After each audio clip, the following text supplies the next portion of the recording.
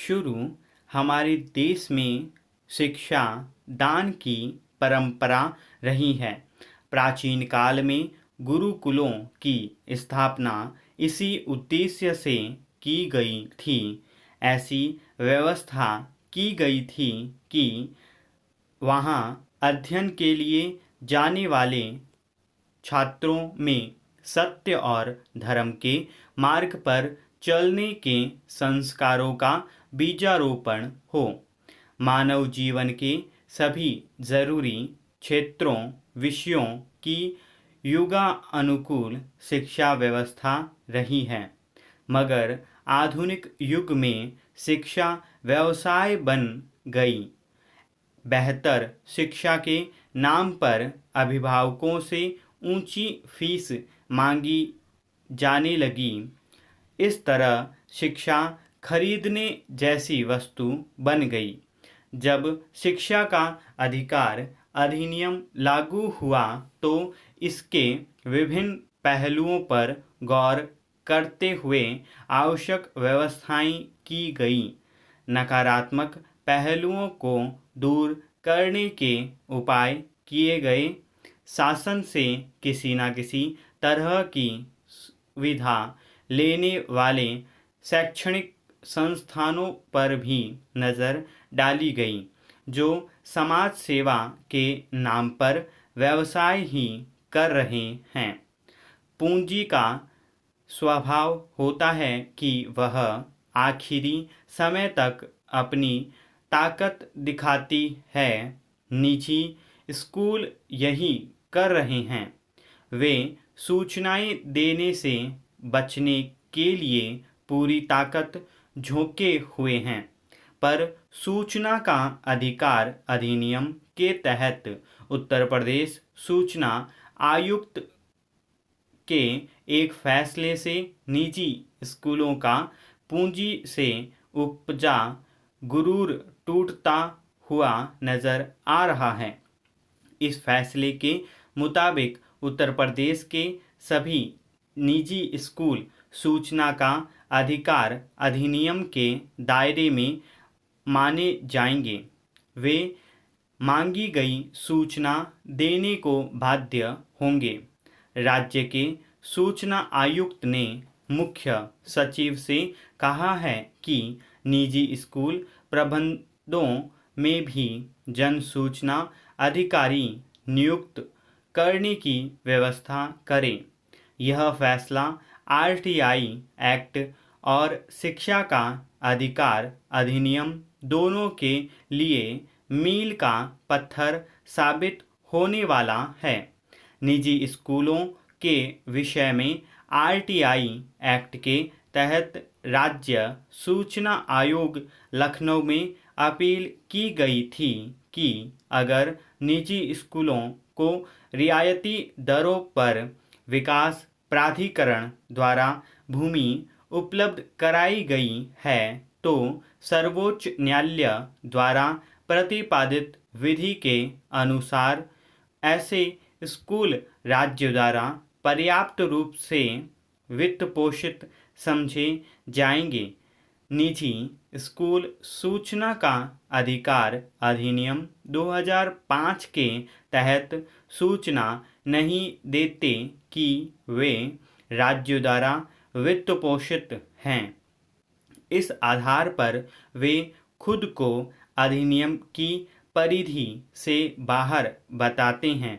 ऐसे ही मिशनरी स्कूलों का मामला है, जिन्होंने अपने स्कूलों के लिए करोड़ों की जमीन सस्ते में ले रखी है।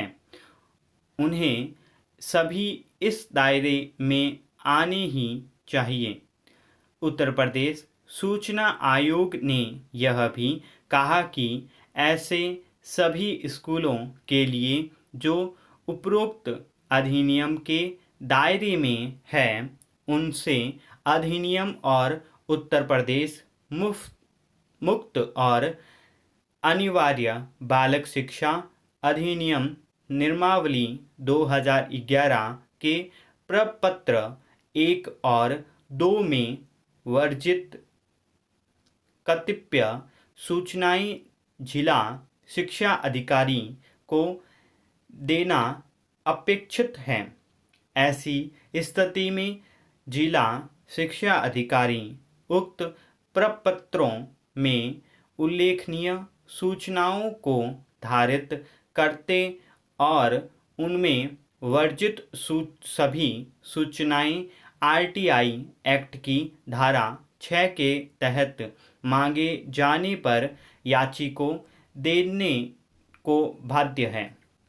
इसी कड़ी में यह बात भी गौरतलब है, आप किसी भी राज्य या कस्बे में देखें तो ईसाई मिशनरियों के स्कूल उस शहर कस्बे के महत्वपूर्ण इलाके में होते हैं और वह बेशकीमती जमीन उन्होंने सरकार से कौड़ियों के भाव पर ले रखी है।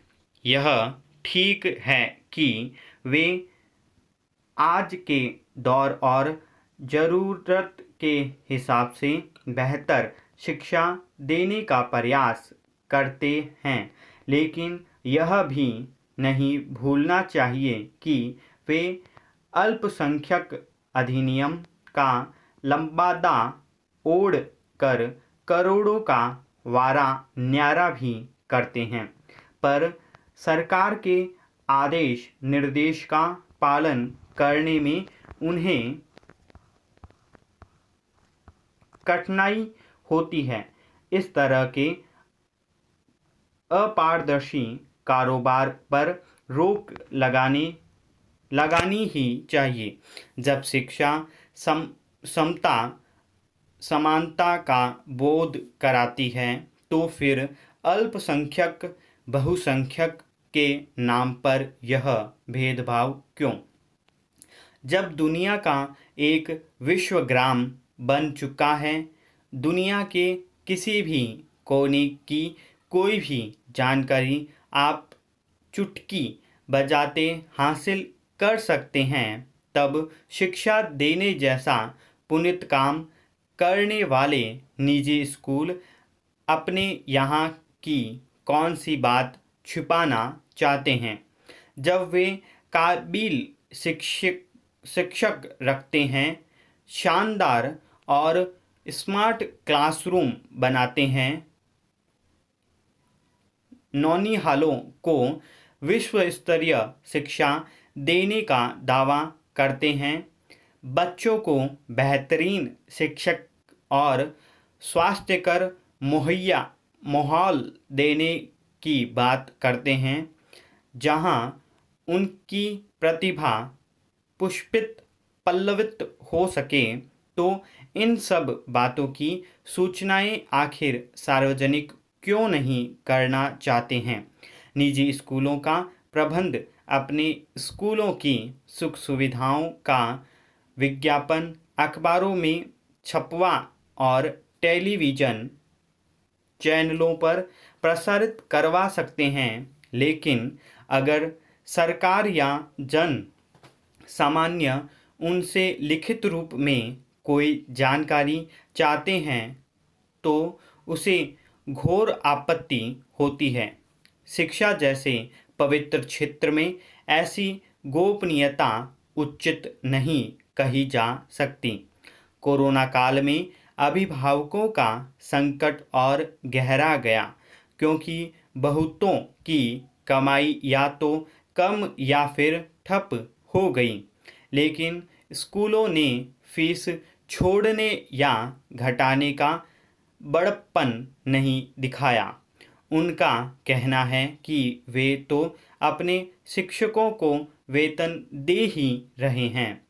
इस कालखंड में लंबे समय से तक बंदी के चलते देश भर के बहुत तेरे निजी स्कूलों के राजस्व में 20 से 50% की गिरावट का दावा किया गया है, लेकिन इनमें से कुछ स्कूलों ने अपने शिक्षकों के वेतन में न केवल कटौती की, बल्कि बहुतों को सेवा से बाहर भी कर दिया। भारत में गुणवत्तापूर्ण स्कूली शिक्षा पर काम कर रहे सेंट्रल स्क्वायर फाउंडेशन नामक गैर सरकारी संगठन ने एक अध्ययन में 20 राज्यों तथा केंद्र शासित प्रदेशों के 1100 अभिभावकों, स्कूल प्रबंधकों और शिक्षकों को शामिल किया। अध्ययन की रिपोर्ट के मुताबिक निजी स्कूलों के ने अपने शिक्षकों के वेतन में कम से कम 55% की कटौती की है। कम फीस वाले स्कूलों ने 65% और अधिक फीस वाले 37% शिक्षकों का वेतन रोक रखा है। इनमें 54% शिक्षकों की आमदनी का कोई दूसरा जरिया नहीं है। 30% शिक्षक ट्यूशन पढ़ाकर अपना काम चला रहे हैं। अध्ययन रिपोर्ट कहती है कि 70% अभिभावकों ने साफ तौर पर बताया कि स्कूलों ने इस अवधि में भी फीस पहले जैसी ही वसूली है। हाँ, 50% अभिभावकों ने फीस भर दी है, अन्य ने फीस भरने के लिए समय मांगा है। इसलिए स्कूल प्रबंधन अपने राजस्व में कमी की बात कर कही है। यह बात गिदर है कि वह देर सबेर फीस वसूल ही लेंगे। कोरोना काल में अभिभावकों और स्कूल प्रबंधन के बीच खींचतान चलती रही। अदालतों में मुकदमे हुए, उसके बाद भी स्कूल फीस घटाने को तैयार नहीं हुआ। दरअसल ट्यूशन फीस के अलावा library fees, sport words, transport आदि ऐसे 8 मद हैं जिनके तहत ली जाने वाली फीस का औचित्य ही नहीं बनता। फिर भी प्रबंधन इस मसले में नरमी नहीं बरत रहा है। इस बीच जब सूचना आयोग से फैसला आया तो बजाय उसे मानने के स्कूल प्रबंधन सरकार पर ही दबाव बनाने की कोशिश कर रहे हैं कि वह फैसला मानने को बाध्य न करें। उत्तर प्रदेश सूचना आयोग के फैसले से न केवल सरकार के लिए इस दिशा में राह आसान हुई है, बल्कि इन स्कूलों को पारदर्शिता बनाए रखने का एक सुअवसर मिला है।